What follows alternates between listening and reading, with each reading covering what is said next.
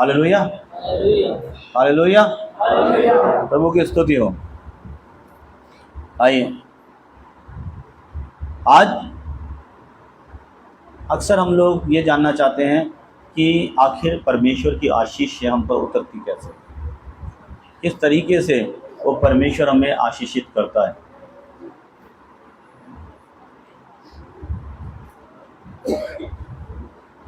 तीन ज़रूरी बातें हैं जो हमें करनी होती है, और एक एक करके हम तीनों बातों के ऊपर उन बातों को समझेंगे। वो तीन ज़रूरी बात में सबसे पहले नंबर पे जो बात आती है वो है विश्वास।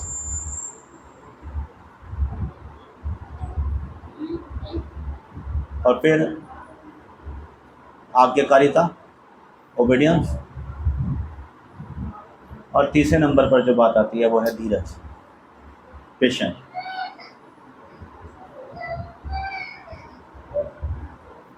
इस दुनिया के अधिकतर लोग ये बात कहते हैं कि हम परमेश्वर में विश्वास करते हैं, और इस हिंदुस्तान में, हमारे देश भारत में तो शायद ही कोई ऐसा हो जो परमेश्वर में विश्वास ना करता हो।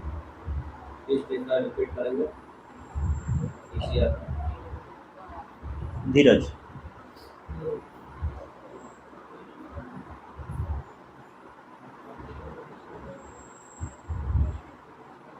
पर सचमुच में कितने हैं जो सच्चा और जीवित विश्वास करते हैं? क्योंकि मरा हुआ विश्वास किसी के लिए कोई किसी काम का नहीं है।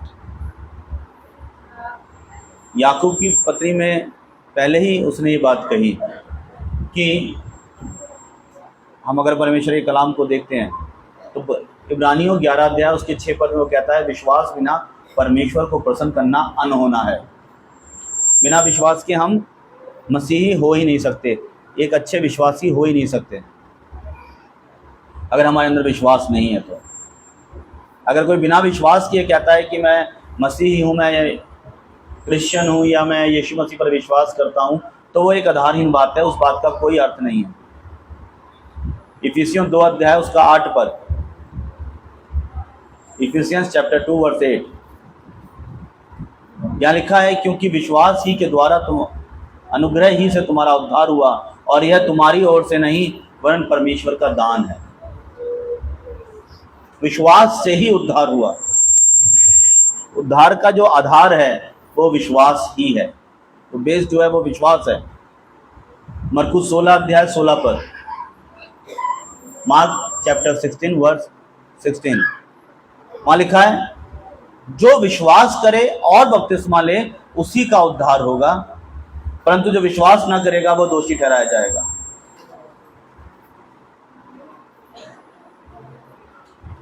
अगर आप विश्वास करते हो तो जो विश्वास करेगा वो आगे कदम बढ़ा के वो जल संस्कार के लिए, बपतिस्मे के लिए आगे आता है, और उसी का उद्धार होगा। बिना विश्वास के एक मसीही जिंदगी है ही नहीं। अगर आप बिना विश्वास की मसीही जिंदगी जीना चाहते हो तो वो हो ही नहीं सकता। याकूब उसका 2 अध्याय उसके 14 पद में वो कहता है, हे मेरे भाइयों, याकूब 2 अध्याय उसका 14 पद, यहाँ लिखा है, हे मेरे भाइयों, यदि कोई कहे मुझे विश्वास है पर कर्म ना करता हो तो उससे क्या लाभ? क्या ऐसा विश्वास उसका उद्धार कर सकता है? याकूब यहाँ पे एक प्रश्न, एक क्वेश्चन मार्क कर रहा है, एक बात पूछ रहा है, क्या बिना कर्म के भी विश्वास कर सकते हो? क्या वो विश्वास से कुछ लाभ होगा?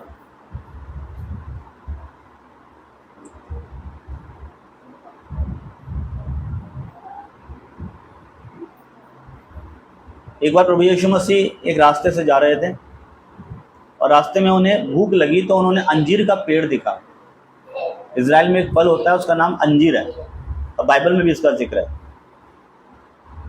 तो उस पेड़ को जब देखा तो भूख लगी, तो उस पेड़ में ढूंढा कि कोई फल मिले तो खा सके, पर फल कोई नहीं मिला। हरे पत्ते थे, बहुत हरा था, लेकिन फल कोई नहीं था। तो यीशु मसीह ने उसे श्राप दे दिया कि जा, तुझ में आज के बाद कोई फल ना लगे। और शाम को जब उसी रास्ते से लौट रहे थे तो क्या देखते हैं, वो पेड़ पूरा का पूरा सूख चुका। चेलों ने यीशु से कहा कि गुरुजी देखो आपने जिस पेड़ को श्राप दिया था वो सूख गया। यीशु ने कहा ये कुछ भी नहीं, अगर तुम्हारे मन में राई के दाने के बराबर विश्वास होता हो तो पहाड़ से कहोगे समुद्र में जा पड़, तो वो समुद्र में जा पड़ता और तुम्हारी बात मान लेता।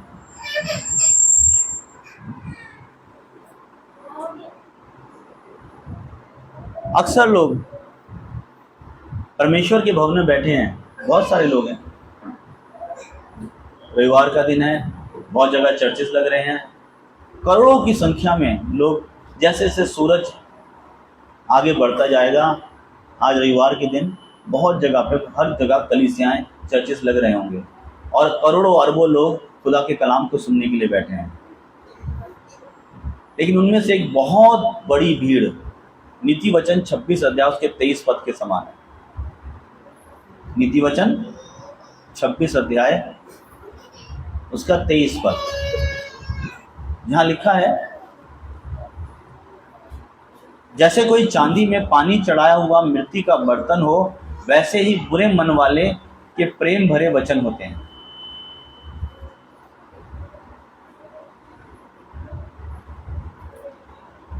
जैसे कोई चांदी में चढ़ाया हुआ मिट्टी का बर्तन, जो ऊपर से तो काफी सुंदर दिख रहा है, लग रहा है चांदी का है, लेकिन असल में वो है मिट्टी का। जब वो टूटेगा तो मिट्टी ही निकलेगी।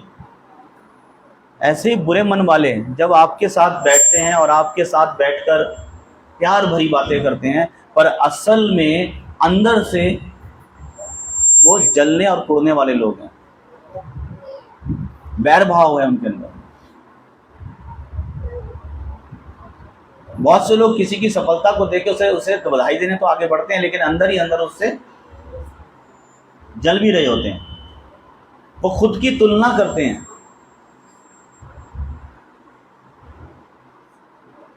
यहेजकेल 33 अध्याय 31 पद, यहेजकेल 33 अध्याय उसका 31 पद,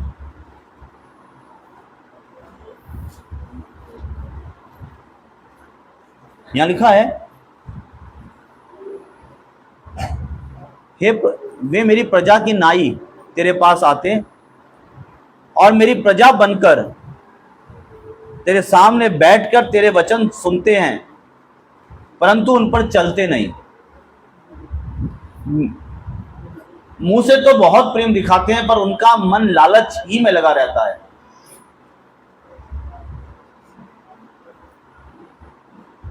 परमेश्वर का कलाम कह रहा है वो कैसे आते हैं, मेरी प्रजा बनकर, एक अच्छे विश्वासी बनकर आते हैं और बैठकर तेरे वचनों को सुनते हैं। जब खुदा का कलाम प्रचार होता है तो बैठकर ऐसे सुनते हैं, ओहो बड़े प्यार दिखाने वाले, कितने अच्छे विश्वासी हैं। लेकिन मुंह से तो प्रेम दिखाते हैं, लेकिन मन में लालच भरा हुआ है।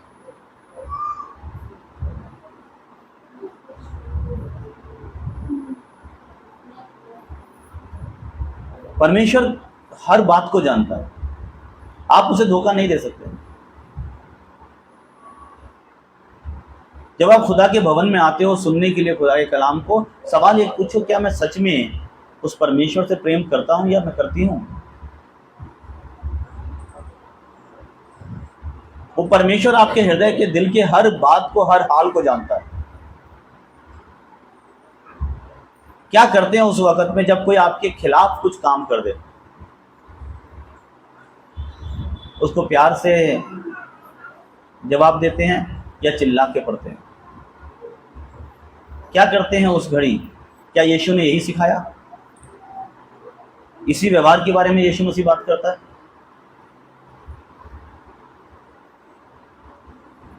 क्या आपने सुना नहीं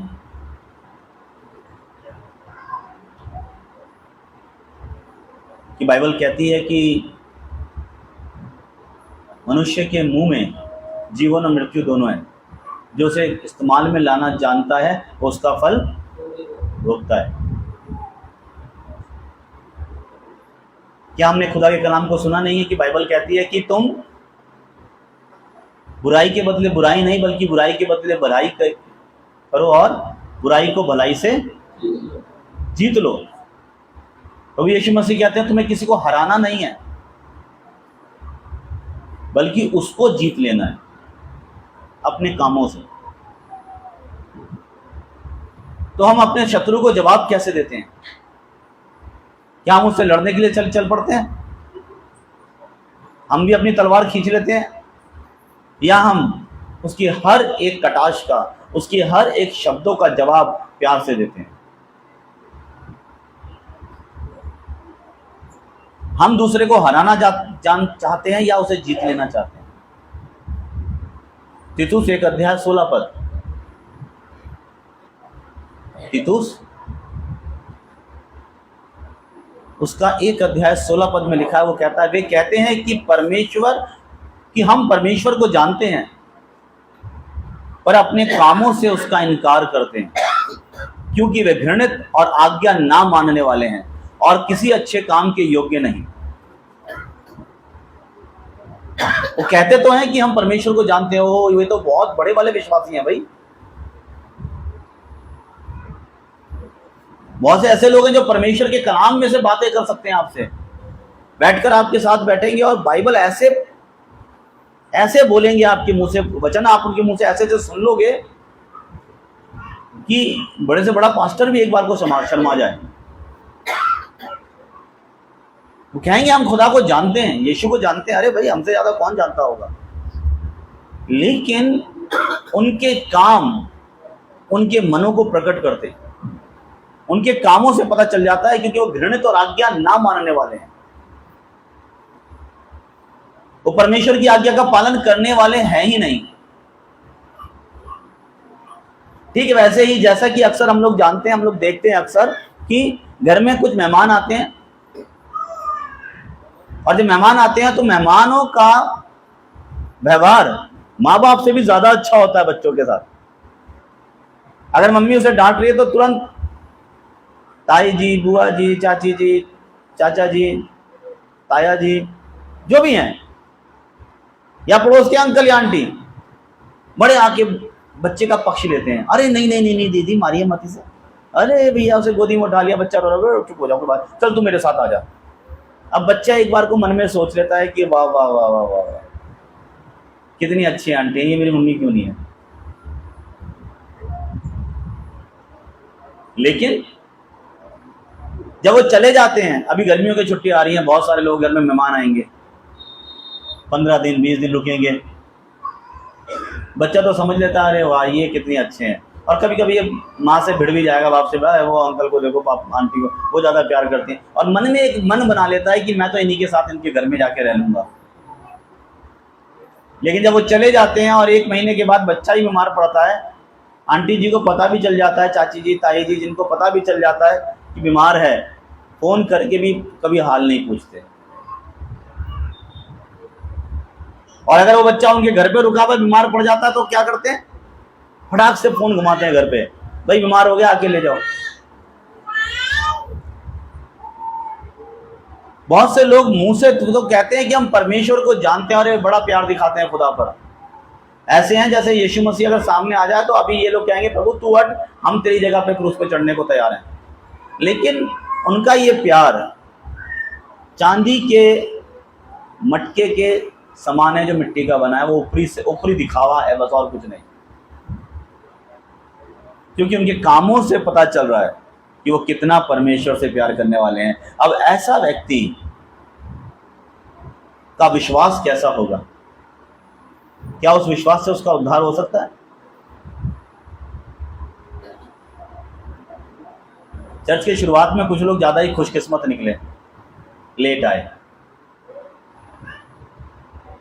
मैंने एक सवाल पूछा कि आज सुबह किसने बाइबल को पढ़ा?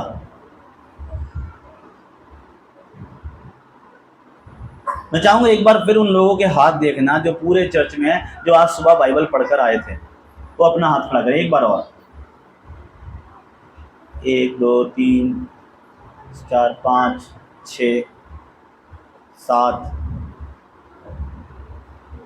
7 लोग, पूरे चर्च के अंदर 7 लोग ऐसे हैं जिन्होंने आज सुबह बाइबल को पढ़ा। इसका मतलब ये वो लोग हैं जो रोज बाइबल पढ़ते हैं, प्रार्थना करते हैं और फिर घर से निकलते हैं। यही तो हुआ था जब जल प्रलय आई थी। उन्होंने प्रचार किया कि जल प्रलय आने वाली है, जल प्रलय आने वाली। लोगों ने उसकी बात का विश्वास नहीं किया और नाव बना रहा था, वो कह रहा था इसमें आके बैठ जाओ बच जाओगे, लेकिन लोग उसका मजाक बना रहे थे। और फिर कितने लोग नाव में बैठे, किसी को पता है? 8 लोग। 8 लोग बच पाए उस समय पर पूरी दुनिया के अंदर। इतने बड़े चर्च के अंदर इतने सारे लोग हैं और हर रविवार को मैं एक सवाल जरूर करता हूं, कौन अपनी बाइबल पढ़ता है? उसके बाद भी बाइबल ना पढ़ने वालों की संख्या घट नहीं रही है। इसको कहते हैं ढीठ कौम, ढीठ लोग जो जिद पे अड़े हैं। हमें जरूरत नहीं है और खुदावंद यीशु मसीह जल्द आने वाला है। क्या आप अपने आप को कहते हैं मैं तैयार हूं? क्या ऐसा विश्वास आपका उद्धार करेगा? जो होठों से तो अंगीकार कर रहे हैं यीशु मसीह का और उसके महिमा भी कर रहे हैं, आराधना भी कर रहे हैं, सब कुछ कर रहे हैं, लेकिन कर्म उसके साथ शामिल नहीं है। याकूब कहता है 2 अध्याय 17-18 पद में, याकूब 2 अध्याय 17-18 पद में याकूब के कलाम में साफ वचन में लिखा है, वैसे ही विश्वास यदि कर्म सहित ना हो तो अपने स्वभाव में मरा हुआ है। वरन कोई कह सकता है कि मैं विश्वास करता हूं तो तू मुझे अपना विश्वास बिना कर्म के दिखा और मैं तुझे अपना विश्वास कर्मों के साथ दिखाऊंगा। तो आपका विश्वास में कर्म कहां शामिल है? बाइबल आपसे पढ़ी नहीं जाती क्योंकि बाइबल हाथ में उठाओगे तो इतनी भारी है कि उंगलियां टूट जाएगी। बहुत सारे लोगों की ये बाइबल जो है वो तो एक बहुत सुंदर से ऑल्टर में रखी हुई होगी जो पिछले 15-20 दिन से छुई ना गई है, उसमें धूल जम रही है। और उनसे पूछो कि बाइबल क्यों नहीं पढ़ते हो, तो बहुत सारे लोगों का तर्क होता है हम बाइबल इसलिए नहीं पढ़ते हैं, बिना नहाए हम बाइबल को हाथ नहीं लगाते। बड़े धर्मी लोग हैं ये लोग, बिना नहाए बाइबल को हाथ नहीं लगाते, पवित्र है, गंदी हो जाएगी। और जब बाइबल उठाओ तो बाइबल में बहुत मोटी धूल जमी हुई होगी। अब उनसे सवाल करो कितने दिन से नहीं नहाए?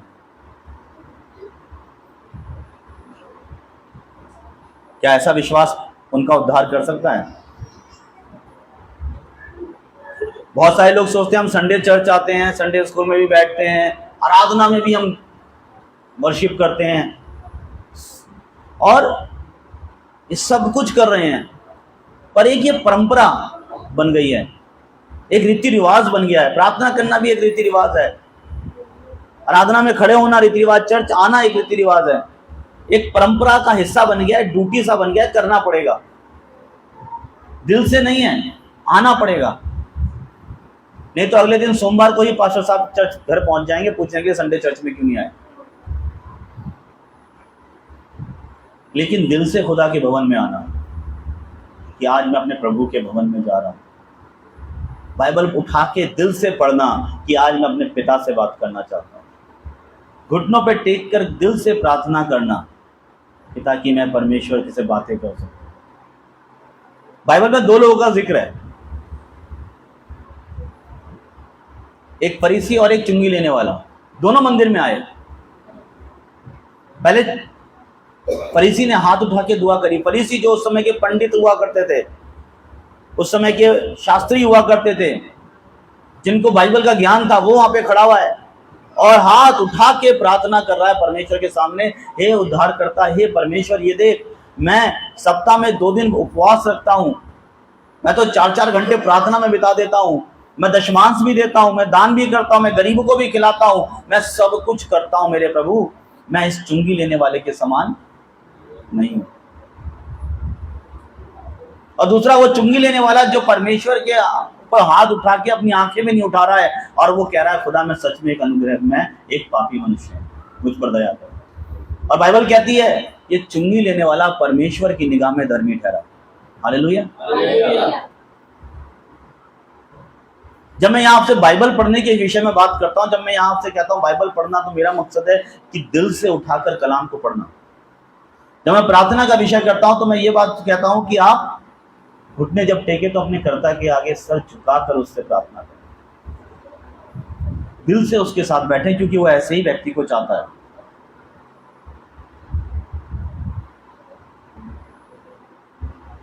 लूका रचित सुसमाचार उसके 18 अध्याय 18 पद में एक और एग्जाम्पल मिलता है एक धनी व्यक्ति का। वो यीशु मसीह के पास आकर कहता है, हे प्रभु, हे गुरुजी, उद्धार पाने के लिए मैं क्या करूं? यीशु ने कहा, तू आज्ञाओं को तो जानता, उन्हें पूरा कर। कहता है, आज्ञाएं तो बचपन से मान रहा हूं। आज्ञाएं तो क्या कर रहा हूं? बचपन से मानता आ रहा हूं। यीशु ने कहा, एक कमी बाकी है, फिर अपना सारा पैसा गरीबों में बांट दे और मेरे पीछे आ जा। वो मुंह लटका के चला गया, क्योंकि वो बहुत अमीर था। क्योंकि आज्ञा पालन जो वो कर रहा था, वो जो आज्ञाओं को मान रहा था, वो उसके लिए एक डेली का रूटीन था जो करना है, वो दिल से नहीं था। और जब उसे दिल से करने वाली एक बात कही गई तो मुंह लटका के चला गया, क्योंकि वो परमेश्वर से ज्यादा पैसे से ज्यादा प्यार करता था। बहुत से लोगों के लिए रीति रिवाज बहुत ज्यादा है, वो लोग रीति रिवाज को बहुत ज्यादा फॉलो करते हैं। बहुत सारे लोग रीति रिवाजों पर ध्यान देते हैं, नियम कानूनों को मानने वाले हैं। उनकी नजरें यही देखती रहती है कि कोई चर्च में ऐसा भाई, कोई बहन, कोई लड़की, कोई लड़का, कोई कानून, कोई नियम तोड़ दे चर्च का, तो उनकी नजर में फटाक से आ जाता है और उसे ताड़ना दे देंगे, उसे डांट देंगे फट जाके, बर्दाश्त नहीं करेंगे ऐसा। चर्च के अंदर बिल्कुल भी हम अलाउड नहीं है चर्च के अंदर ये। लेकिन अगले ही पल जब उनसे कोई नियम टूटे तो भैया, कभी कभी तो ऐसा हो सकता है ना। यहाँ लोगों के हाथ में बाइबल, सबके हाथ में है। यहाँ पे अधिकतर लोग बाइबल इसलिए पकड़ कर बैठे हैं ताकि उस बाइबल में देखें और दूसरे पर दोष लगाएं, क्योंकि वो बाइबल उनके लिए नहीं लिखी गई।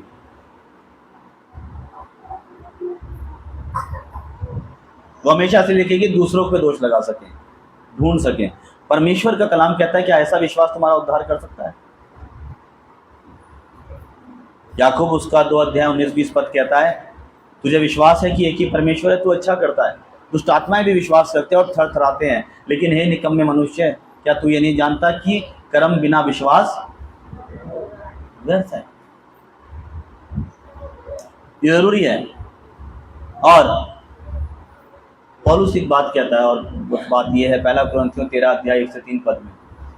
वहां लिखा है 1 कुरिन्थियंस चैप्टर 13 वर्स 1-3, यदि मैं मनुष्यों और स्वर्गदूतों की बोलियां बोलूं और प्रेम न रखूं तो मैं ठनठनाता हुआ पीतल और झनझनाती हुई ठान हूं। यदि मैं भविष्यवाणी कर सकूं और सब भेदों को, सब प्रकार के ज्ञान को समझूं, और मुझे यहां तक पूरा विश्वास हो कि पहाड़ों को हटा दूं, परंतु प्रेम न रखूं तो उससे कुछ लाभ नहीं। और यदि मैं संपूर्ण संपत्ति कंगालों को खिला दूं या अपनी देह जलाने के लिए दे दूं और प्रेम न रखूं तो मुझे कुछ लाभ नहीं। परमेश्वर का कलाम ये चाहता है, परमेश्वर ये चाहता है कि हम में प्रेम हो, हम विश्वास करें खुदा पर, उसके वचन पर।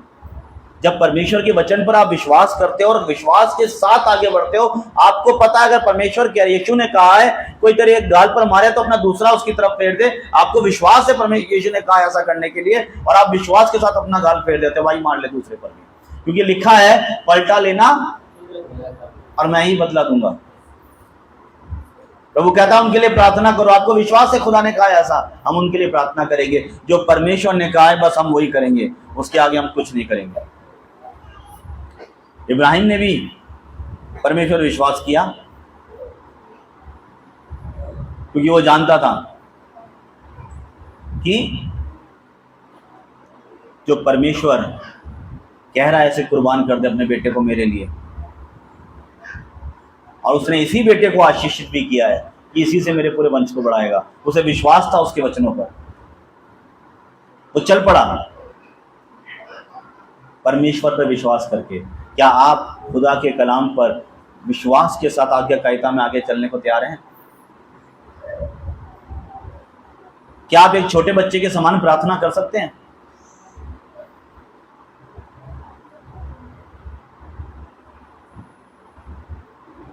एक छोटा बच्चा परमेश्वर के आगे अपनी कमजोरी को मान लेता है, लेकिन जब हम बड़े हो जाते हैं, लोग चतुर और चालाक हो जाते हैं, तो वो बच्चे की तरह प्रार्थना नहीं करते, तर्कों के साथ प्रार्थना करते हैं। उस परमेश्वर के आगे जब पहुंचते हैं तो अपनी बुद्धि का इस्तेमाल कर कर पहुंचते हैं, अपने आप को ज्यादा बुद्धिमान जानते हैं। जहां एक तरफ तो वो ये कहते हैं कि प्रार्थना में परमेश्वर को कह रहे हैं, प्रभु मैं तुझ पर ही निर्भर हूं, तुम मुझे मेरे शत्रु से बचा ले, मैं दूसरी और घर में तलवार भी लाके धार लगा लेते हैं। एक बार एक चर्च में एक परिवार विश्वास में आया। उस घर में उनके पिता जो थे वो भगत थे। तो ऐसे में क्या हुआ, आधा परिवार ने तो विश्वास कर लिया यीशु मसीह पर, और बाप ने और एक बेटे ने कहा कि तुम लोग यीशु मसीह पर यकीन करो, हम भक्ताई पर करेंगे, क्योंकि अगर परमेश्वर ने कुछ नहीं किया तो भक्ताई से संभाल लेंगे।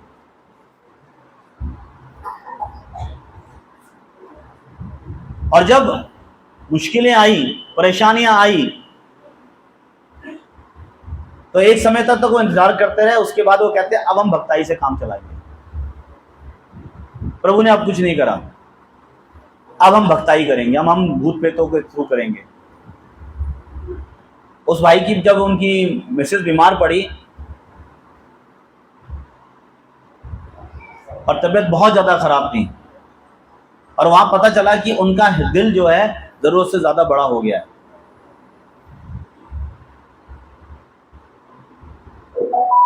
और डॉक्टर ने कहा था इलाज के लिए, पर वो इलाज नहीं करवा रहे थे।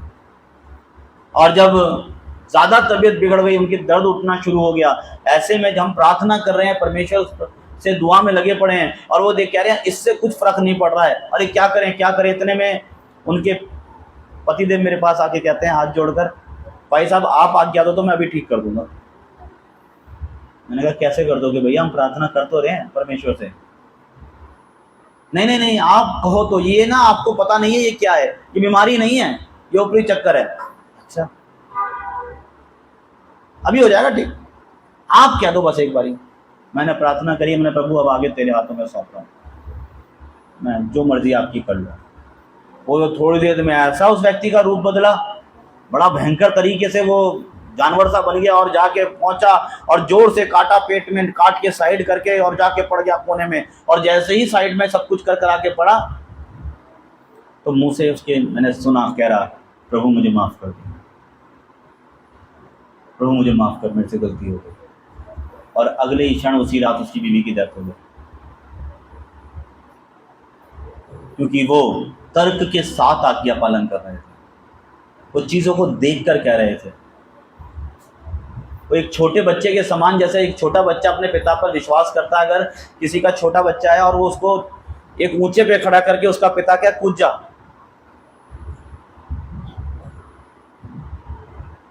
तो छोटा बच्चा ये नहीं देखेगा मैं कितनी ऊंचाई पे खड़ा हूं, वो एक ही बात देखेगा, मेरे पिता ने कहा है कूद। और उससे अपने पिता पर पूरा विश्वास है कि मेरा पिता मुझे गिरने, वो कूद जाएगा। लेकिन जैसे ही वो थोड़ा और बड़ा हो जाएगा, उसके बाद उसका पिता उससे कहे कूद, तो मना कर देगा, नहीं मैं नहीं कूदूंगा, गिर जाऊंगा। वो डरेगा करने कूदने से। और यीशु मसीह ने ये बात हमें साफ साफ कही, जब तक एक बच्चे के समान हम स्वर्ग के राज्य में प्रवेश नहीं कर करेंगे, तब तक स्वर्ग राज्य के अंदर में प्रवेश नहीं मिलेगा। एक बच्चे के समान ग्रहण करना है, उस प्रभु ईश्वर पर पूरा विश्वास करके चलना है, उसने जो कहा है उस पर विश्वास करना है। बाइबल कहती है परमेश्वर ने कहा तो अपनी समझ का सहारा मत लेना, वरन संपूर्ण मन से यहोवा पे भरोसा रखना। नीति वचन 3 अध्याय 5 पद में ये बात लिखी है। आपका विश्वास परमेश्वर पर पूरे हृदय के साथ है या आप तर्कों को देखते हो? एक समय था, एक बहुत सारे पास्टर लोगों ने परमेश्वर के वचन पर विश्वास किया। उन्होंने कहा कि हम डॉक्टर को नहीं दिखाएंगे, जबकि हम परमेश्वर के वचन में कहीं भी पढ़े तो परमेश्वर के कलाम में नहीं लिखा है कभी वैद्यों को मत दिखाना। परमेश्वर भरोसा करने का मतलब यह नहीं है कि डॉक्टरों के पास नहीं जाएंगे। भरोसा करने का मतलब ये है, उसमें विश्वास करने का मतलब ये है कि चंगाई देने वाला, ठीक करने वाला तो परमेश्वर ही है, और तरीका वो परमेश्वर ही चुनेगा, या तो डॉक्टरों के हाथों या चमत्कारी तरीके से। कैसे करना है ये उसके निर्णय है, हम उसके निर्णय में उसके आगे बहस नहीं कर सकते।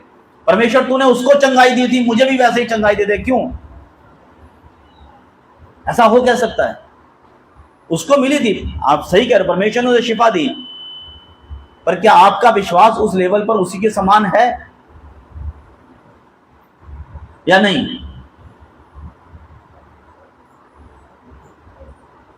मैं अक्सर कहता हूं, बाइबल पढ़ने को बार बार कहता हूं कि पता नहीं किस पल, किस क्षण, किस जगह, किस पद के जरिए, किस अध्याय के जरिए परमेश्वर आपसे बात करना शुरू कर देगा, आप नहीं जानते। इसीलिए तो दाऊद कहता है कि मैं तुझे खोजता हूं,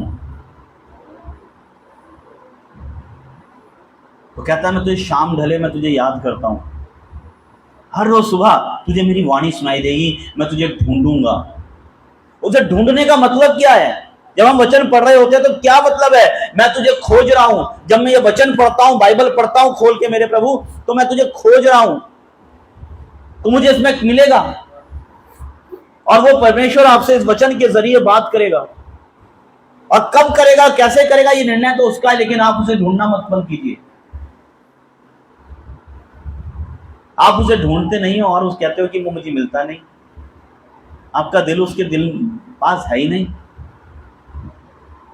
आज्ञाकारिता तर्क के साथ नहीं हो सकती। आज्ञाकारिता एक छोटे बच्चे के समान उसके पीछे चलने से है। आप सोचिए, सृष्टि का कर्ता, सृष्टि को बनाने वाला परमेश्वर जब पुत्र के रूप में प्रकट हुआ यीशु मसीह, वो इस जमीन को उसने बनाया है, इसमें रहने के नियम वो जानता है, कैसे आप इस दुनिया में विजय पा सकते हो वो ये जानता है इस बात को। और उसने वही बातें हमसे भी कही है कि ऐसा ऐसा करो, ऐसा करो, फिर ये करो, जहां जहां लिखा है ये करो, ये करो, ये करो। तो हमें ये नहीं देखना है कि क्या होगा, बस हमें क्या करना है, उस काम को एक बच्चे के समान बस करना है। पहला यूहन्ना उसका 5 अध्याय उसका 4 पद, 1 जॉन चैप्टर 5 वर्स 4।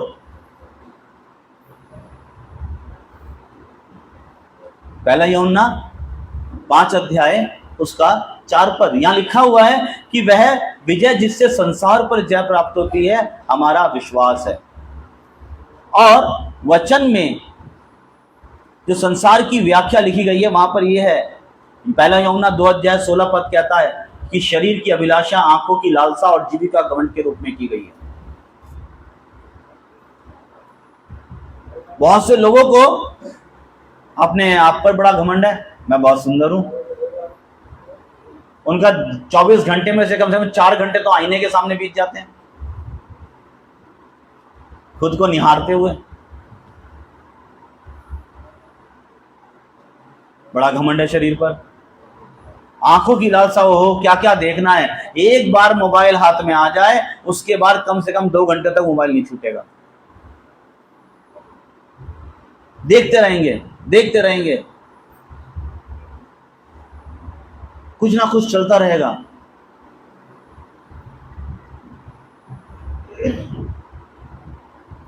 इसका एक अच्छा खासा एग्जांपल मैं आपको दे दूं, मैं खुद ही देखा, हमारे प्रेम भाई, इनकी अक्सर कंप्लेंट होती थी इनके घर से कि रात को बहुत देर देर तक देर से सोते हैं। क्या करते हैं सोते हुए? रात को मोबाइल देखते रहते हैं। मेरा सवाल था कि क्यों देखते हो? कह रहे नींद नहीं आती। ये बाइबल कॉलेज गए, इनसे इनका मोबाइल ले लिया गया। अब इनसे पूछा, मुझे तो लग रहा है क्योंकि इनको नींद आती नहीं है ना रात को, तो ये आप सो नहीं पाते होंगे। जब मैंने सवाल करा सो जाते हो, कह रहे बहुत जल्दी नींद आ जाती है। क्यों? नींद उड़ाने वाली चीज ले ली गई। अब आजकल पूछो तो पता लगता है कि हमारे प्रेम भाई घर पहुंचते ही प्रार्थना करते हैं और उसके बाद तुरंत सो जाते हैं, मोबाइल से लगाव भी खत्म हो गया है। बहुत सारे लोग हैं ऐसे यहाँ चर्च में, उनकी शक्लें बता रही है, जो रात भर मोबाइल में लगे रहते हैं।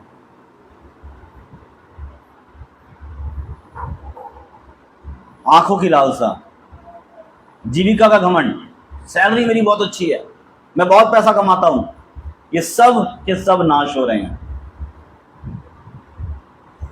इसलिए ज़रूरी है कि आपको ये देखना है कि आप परमेश्वर के आज्ञाकारी हैं, कि आप परमेश्वर के आज्ञाकारियत के कलाम पर यकीन करते हैं, विश्वास के साथ उसके पीछे चलते हैं।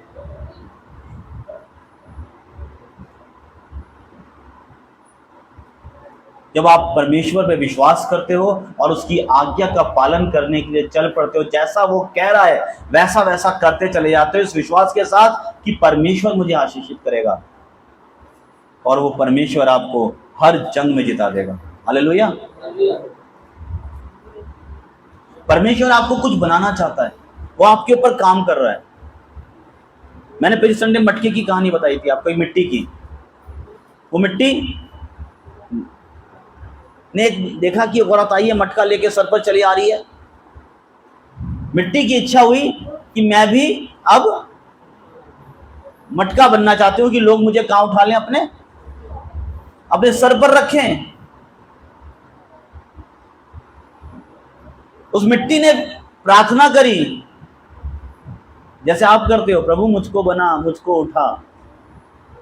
प्रार्थना सुन ली गई। मिट्टी को कुम्हार आया, लेकर गया और ले आके पटक दिया घर के बाहर। मिट्टी सूख रही है और मिट्टी अंदर अंदर सोच रही है क्या हो रहा है। मटका बनना था, पत्थर बना दिया, सुखा दिया पूरा मुझे।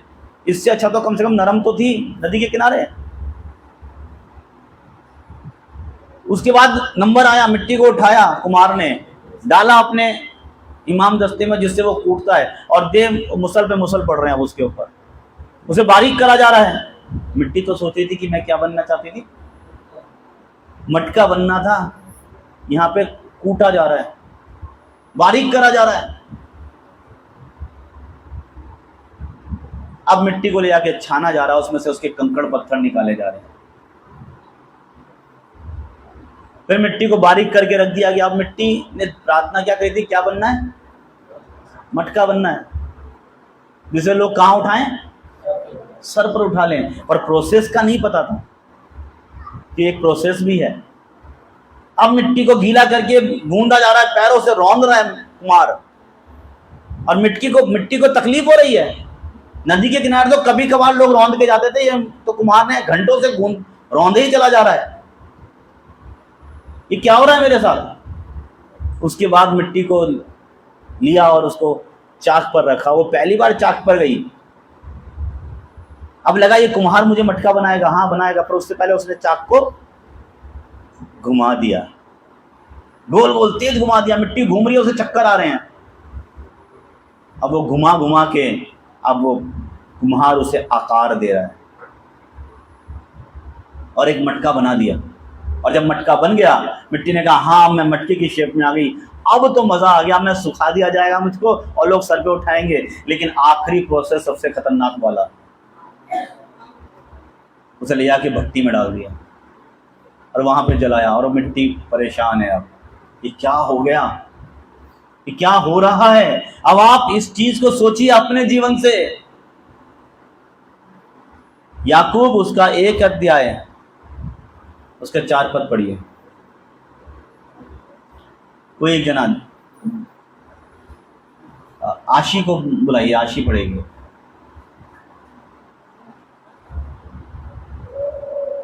चलिए, आशी यहाँ नहीं है, चलिए कृष्णा पढ़ो, याकूब 1 अध्याय 4 पद।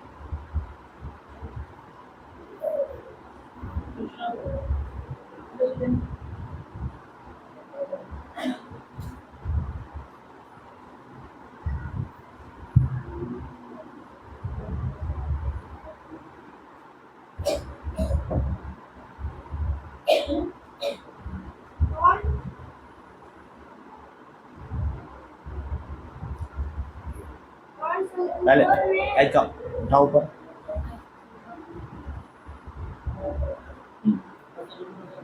चलिए पढ़िए। और स्वर्गदूतों ने उनसे ही 1 का 4 बेटा, याकूब 1 अध्याय 4 पद।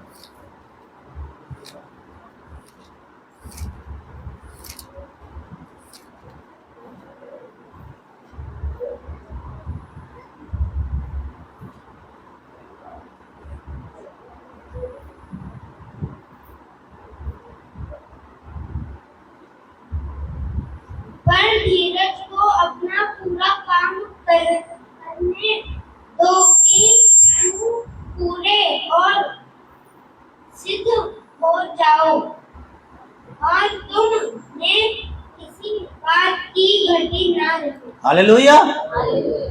धीरज को अपना पूरा काम करने दो कि तुम परिपूर्ण हो जाओ और सब बातों में हर तरह से सिद्ध पाए जाओ और तुम में किसी तरह की कमी ना हो। हालेलुया। जब परमेश्वर आपको परखेगा और परमेश्वर आपको बनाएगा तो तकलीफें तो आएगी, परेशानियां तो आएगी।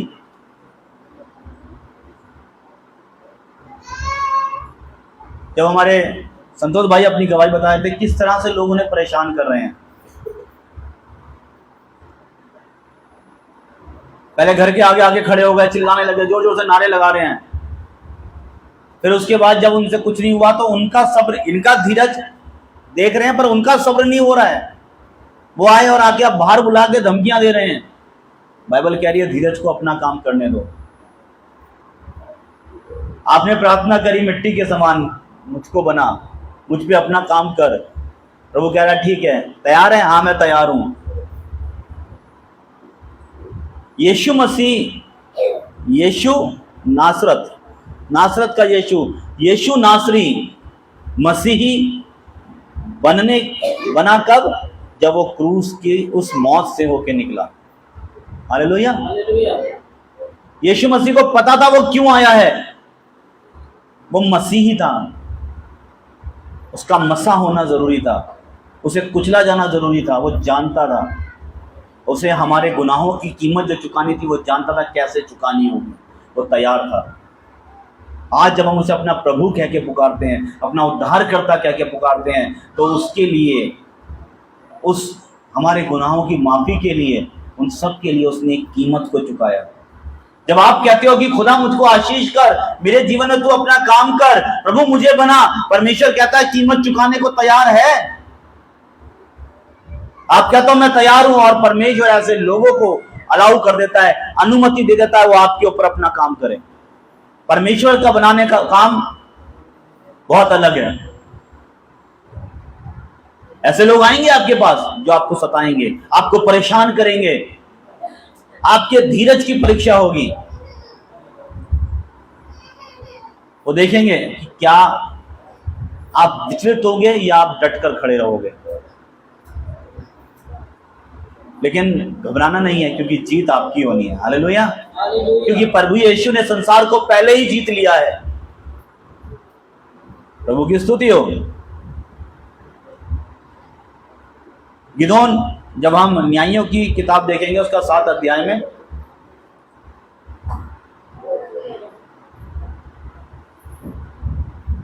अगर हम जाएंगे उसके वहां पे देखेंगे कि गिदोन एक बड़ी भीड़ लेके दुश्मन से लड़ने के लिए चल पड़ा। और जब बड़ी भीड़ लेके दुश्मन से लड़ने जाता है तो परमेश्वर कहते हैं उसको, लोग ज्यादा हैं, थोड़ा कम कर दे। अच्छा कैसे कम करेंगे? चल इनसे पूछ ले कौन कौन से अपने घर के इकलौते हैं। बहुतों ने हाथ उठा दिया, चलो भाई जाओ वापस घर जाओ। फिर अलग अलग तरीके से परमेश्वर ने पूछा, पानी कैसे पी रहे हैं, पानी पीने का तरीका, यानी क्या क्या अलग अलग तरीके परमेश्वर ने किया। और लोगों को, हजारों लोग आए, कई सारे लोग, हजारों की संख्या में थे लोग साथ में, और वो वापस परमेश्वर भेजता गया। और गिनती के जो लोग बचे वो थे 300 लोग। कितने?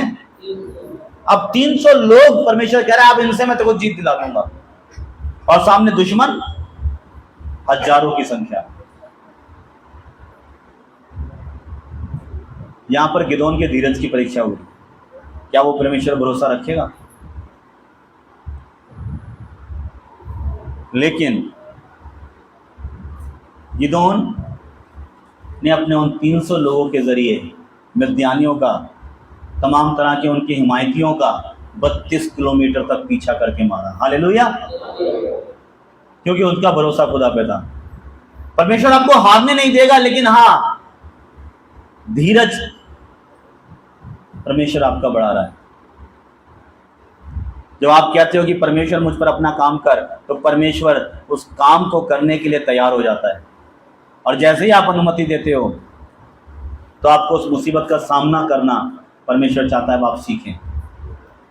एक किताब में लिखा है, किसी भी मुसीबत को सहना, लेकिन हिम्मत हारते हुए नहीं, बल्कि साहस के साथ मुस्कुराते हुए, अच्छे कल की आशा रखते हुए।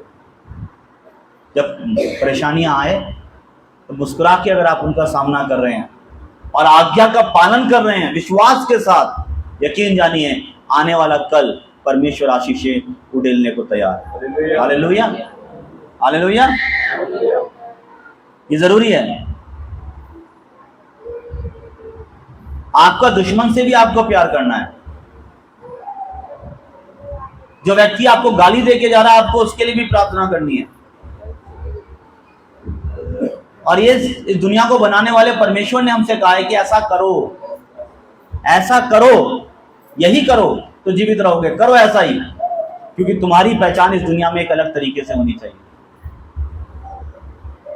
और जब हम पूरे विश्वास के साथ आज्ञाकारिता में चलते हैं और धीरज से आगे बढ़ते जाते हैं, यकीन जानिए आप परमेश्वर की आशीषों को अपने जीवन में बटोर रहे हैं। Hallelujah, hallelujah. ये बहुत जरूरी है। परमेश्वर के कलाम को पढ़ें और उसमें देखें खुदा क्या कहना चाहता है। आप में से कितने लोग हैं जो परीक्षा में से होके गुजरे हैं?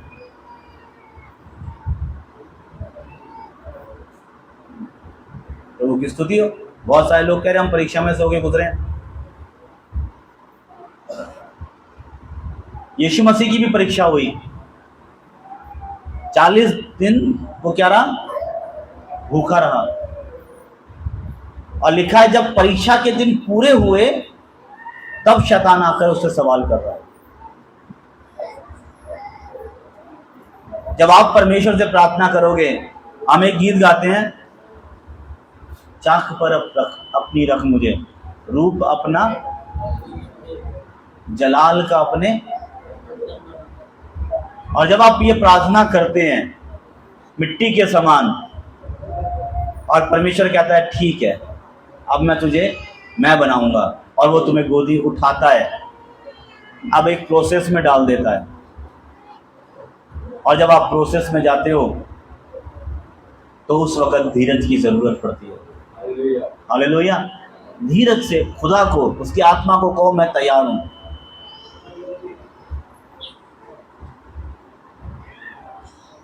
पैशन ऑफ क्राइस्ट फिल्म किस किस ने देखी है? पैशन ऑफ क्राइस्ट काफी सारों ने नहीं देखी और कईयों ने देखी है। पैशन ऑफ क्राइस्ट का एक सीन है, एक सीन ऐसा है जो मैं अक्सर देखता हूं तो उससे मैं सीखता हूं। क्या है वो सीन? प्रभु यीशु के हाथ में हथकड़ियां बांधी गई है उस सीन के अंदर, और उनको कोड़े लगने वाले हैं,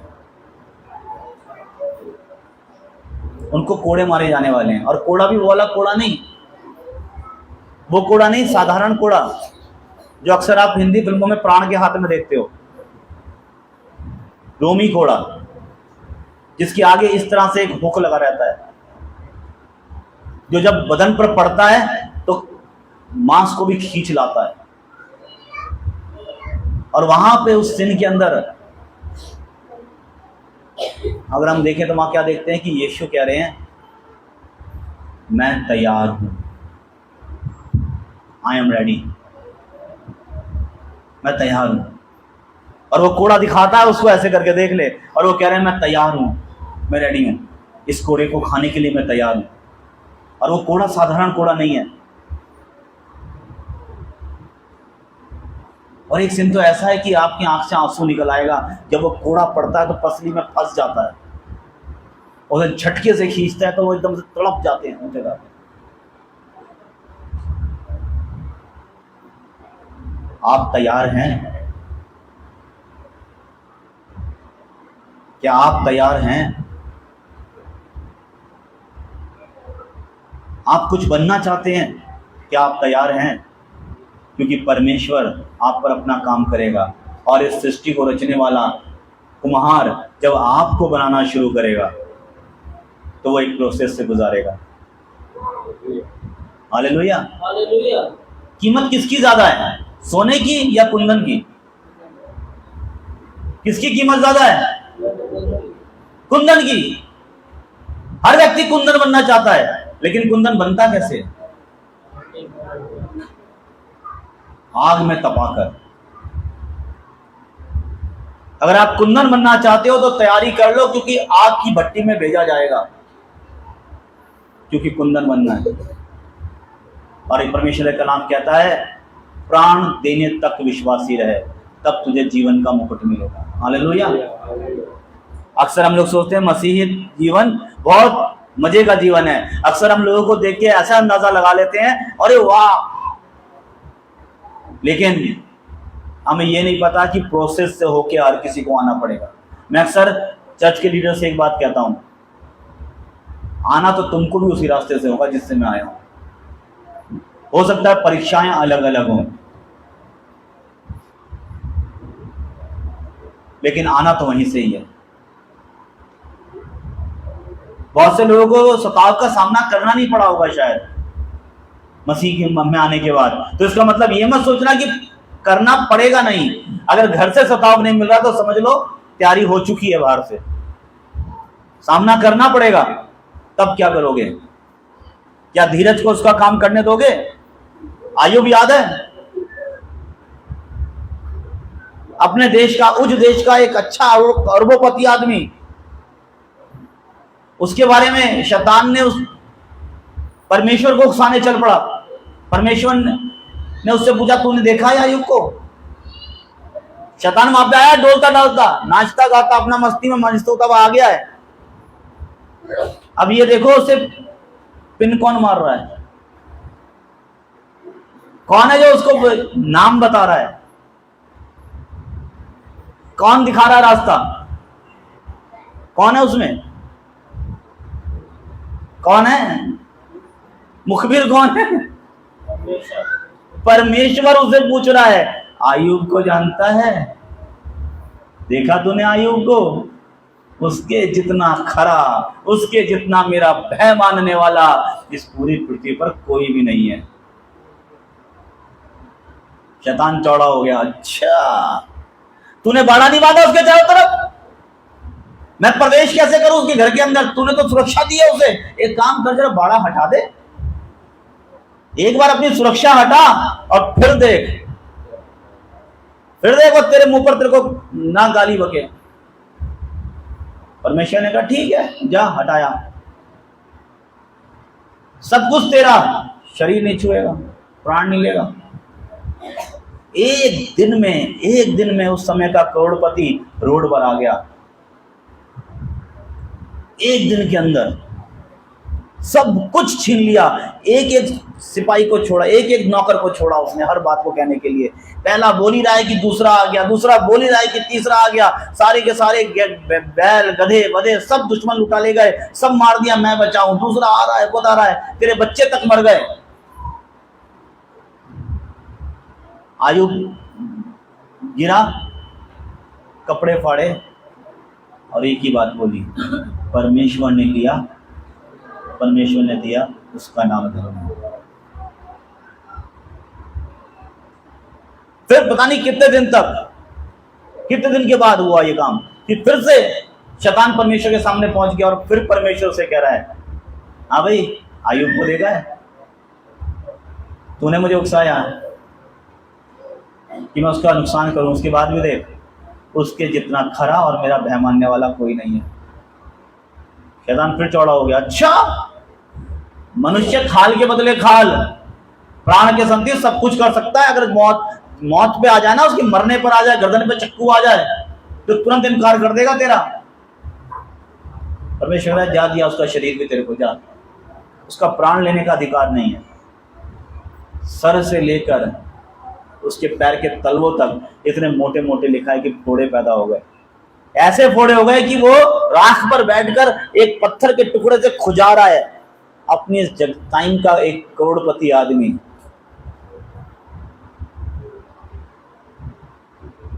परमेश्वर ने आंधी में होकर उससे बात करी। हालेलुया। परमेश्वर से उसका वार्तालाप हुआ है, खुदा उससे बात करने आया है। उसका धीरज परखा जा रहा था, कितना विश्वास रखेगा खुदा पर। और अंत में बाइबल बताती है परमेश्वर ने उसे उस जो पहले था उससे दुगना उसको दिया, और उसके इतना अरबोपति आदमी उसके देश में उस टाइम पर कोई नहीं हुआ। जरूरी है कि जब आप प्रभु की आज्ञा करें तब में चलें, उस पर विश्वास करें तो पूरे दिल से करें। और जब समस्याएं आए, प्रॉब्लम्स आए, लोग आए विरोध में, क्योंकि बाइबल में लिखा है कि ये होगा, इन्होंने मुझे सताया, ये तुम्हें भी सताएंगे, ये होना तय है। कल रात को मैं अपनी एक मीटिंग में बैठा हुआ था जूम के ऊपर, वहां बात हो रही थी कि क्या आपको पता है, अक्सर लोग ये सोचते हैं सताव आने से पहले कलीसिया उठा ली जाएगी, लेकिन ऐसा होगा नहीं। बाइबल बताती है कि सताव जब आएगा, जब एंटी क्राइस्ट आएगा, कलीसिया को उस दुख में से गुजरना होगा। और ये वो दिन चल रहे हैं, अभी कुछ नहीं, हम यहाँ आराम से बैठ के कर प्रार्थना प्रार्थना कर रहे हैं। अभी तो सिर्फ उन्होंने घर से बाहर बुला के संतोष भाई को धमकाया है। यूपी में भी तो चर्चेस सिर्फ बंद हुए हैं। ये तो टेलर है, पिक्चर तो भी बाकी है। क्या आप तैयार हैं? बाइबल तो आप पढ़ते नहीं हैं, बड़े आराम से कह दिया तैयार है। नींद तो आपसे छूटती नहीं है। प्रार्थना में 2 मिनट बैठ जाओ तो घुटने दुख जाते हैं। जरा सा कोई कुछ बात कह दे तो आप ऐसे भड़क जाते हो, लड़ने को तैयार हो जाते हैं। कोई कुछ कहकर तो देखे। परमेश्वर से प्रार्थना करें कि वो आपके धीरज को बढ़ाए। Hallelujah, hallelujah. नीति वचन 27 का 11 पढ़ेगा? हाँ, आप ही पढ़ेंगे बेटा।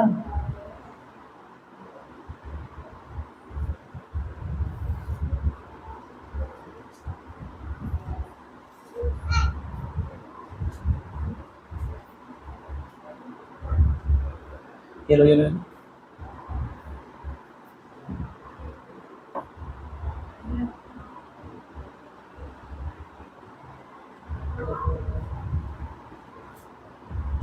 पढ़िए नीति वचन 27 का 11। हे मेरे पुत्र, बुद्धिमान होकर मेरा मन आनंदित कर, तब मैं अपने निंदा करने वाले को उत्तर दे सकूंगा। हालेलुया। खुदा आपसे कह रहा है, हे मेरे पुत्र, बुद्धिमान होकर मेरा मन आनंदित कर, तब मैं अपने निंदा करने वाले को उत्तर दे सकूंगा। परमेश्वर का निंदा करने वाला आपके प्रति परमेश्वर से आके बहस करता है, जवाब मांगता है खुदा से, वो यीशु मसीह से। इसके लिए तूने मरा था, इसके लिए कोड़े खाए थे, ये देख आज मैं से जरा सा कुछ करूंगा, कैसा देखना, कैसा चिल्लाएगा। अभी देख थोड़ा सा कुछ करता हूं, देख इसको, ना तेरी निंदा करे अपने मुंह से। देख ये 2 मिनट में खुदा का कलाम भूल जाएगा, ये भूल जाएगी। 2 मिनट लगेंगे तेरे को भूलने में, और तुरंत ये वो करेगा जिसके लिए तूने मना किया है। आपको देखना है क्या आप में वो धीरज है। जरूरी है। कारूब, बाइबल में कारूबों का जिक्र, और कारूब जो है वो सबसे ऊंचे दर्जे के स्वर्गदूत हैं, जो हर समय परमेश्वर की उपस्थिति में तैनात रहते हैं। और इन कारूबों को जब आदम और हव्वा ने पाप किया, तो इन कारूबों को परमेश्वर ने जिम्मेदारी दी कि तुम उन जीवन के विष के चारों ओर पहरा दो। सबसे ऊंचे दर्जे के स्वर्गदूत हैं ये। पर इन कारूबों ने ये नहीं कहा कि हम पहरा देंगे जाकर। ये सबसे ऊंचे दर्जे के वो स्वर्गदूत थे। प्रभु ने कहा और उन्होंने वो काम किया। आप करने को तैयार हैं? खुद से सवाल कीजिए, ताकि धीरज को उसका पूरा काम करने दीजिए, क्योंकि परमेश्वर आपके साथ कुछ अच्छा करने वाला है। और जब वो कुछ अच्छा करने वाला है, वो उससे पहले आपकी परीक्षा करेगा और आपको बनाएगा उसके काबिल, उस आशीष के योग्य जो वो आपको देना चाहता है। अक्सर लोग सोचते हैं पास्टर ऐसे ही बन जाते हैं, बाइबल पढ़नी आ जानी चाहिए बस बन गए पास्टर, हो गया पास्टर गिरी। अब वचन पढ़ा लिया, बाइबल कॉलेज करके आ गए, बन के पास्टर। पास्टर वो डिग्री से नहीं बनता, किसी के हाथ में बीटीएच की डिग्री हो तो वो पास्टर हो गया।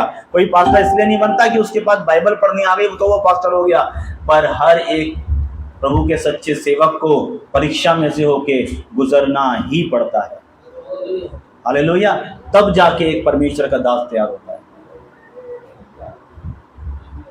अगर आप चाहते हो खुदा आपका इस्तेमाल करे तो तैयारी कर लें, क्योंकि परमेश्वर आपको तैयार करना चाहता है। Hallelujah, hallelujah, hallelujah. आइए अपनी